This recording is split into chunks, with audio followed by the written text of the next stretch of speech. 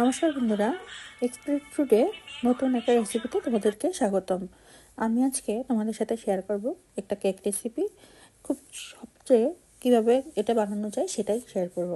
তো আমি ব্রেডের কেক বানাবো, এর জন্য আমি 4টা ব্রেড নিয়ে নিয়েছি। এখন ব্রেডগুলোকে এভাবে ছোট ছোট করে ছিঁড়ে নিচ্ছি, মানে সবগুলো ব্রেডই আমি এরকম ছোট ছোট করে ছিঁড়ে নেব। এবার ব্রেডটার ভিতরে আমি আগে থেকে জাল করা ঠান্ডা দুধ সেটাই দিয়ে দিচ্ছি। ঠান্ডা বলতে একটু ঈষদুষ্ণ গরম দুধ দিয়েছি আমি এখানে, যাতে ব্রেডগুলো খুব ভালোভাবে নরম হয়ে যায়, এর সাথে মিক্স হয়ে যায়। ঠিক এভাবে করে আমি চামচের সাহায্যে ব্রেডের ভিতরে দুধগুলো চেপে চেপে দিচ্ছি। এখন এটাকে আমি এক সাইডে রেখে দেব। এবার আমি একটা ডিম নিয়ে নিয়েছি।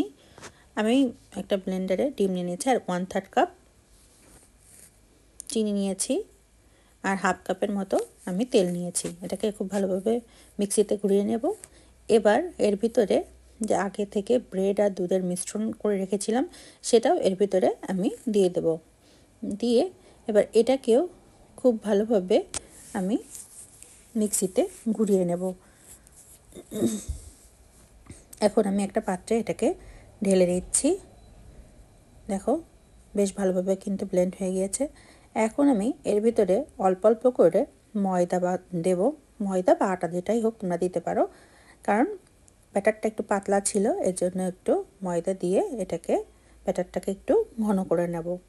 খুব বেশি ঘনও না, আবার খুব বেশি পাতলাও না, তার জন্য অল্প অল্প করে ময়দা দিয়ে দিয়ে ব্যাটারটা ঠিক এরকম করে নিয়েছি। এখন এর ভিতরে আমি ভ্যানিলা এসেন্স দিয়েছি হাফ চামচের মতো বেকিং সোডা, আর তার হাফ বেকিং পাউডার দিয়ে এবার খুব ভালোভাবে মিক্স করে নিয়েছি। এবার আগে থেকে একটা বাটার পেপারের মধ্যে আমি তেল লাগিয়ে নিয়েছিলাম, সেটাই একটা বক্সের মধ্যে দিয়ে দিয়েছি। এবার এই ব্যাটারটা তার ভিতরে দিয়ে দিচ্ছি। সম্পূর্ণ ব্যাটারটা বক্সের মধ্যে আমি ঢেলে নিলাম।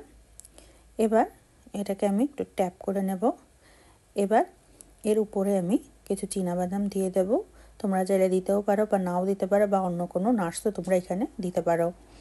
এবার আগে থেকে আমি 10 মিনিটের মতো কড়াইটাকে টার্নিং টাইমে গরম করে নিয়েছিলাম। এবার তার ভিতরেই আমি এটাকে দিয়ে দিলাম, ঢাকনা দিয়ে ঢেকে দিলাম। ছিদ্রটা আমি একটা টিস্যু পেপার দিয়ে আটকিয়ে দিলাম।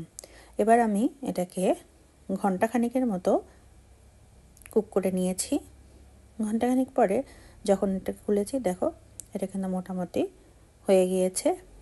এবার আমি এটাকে নামিয়ে ঠান্ডা করে মোল্ড আউট করে নেব। এজন্য একটা ছুরির সাহায্যে চারপাশটা একটু এরকম ছাড়িয়ে নিচ্ছি। বাটার পেপারটা খুলে নিয়েছি। এই তো হয়ে গেছে দারুণ স্বাদের কেক। এইভাবে তোমরা তৈরি করে নিতে পারো। আমার রেসিপিগুলো ভালো লাগলে অনুরোধ রইল আমার চ্যানেলটিকে সাবস্ক্রাইব করে আমার পাশে থাকার জন্য, আর ফেসবুক থেকে দেখলে আমার পেজটি ফলো করে রাখার অনুরোধ রইল।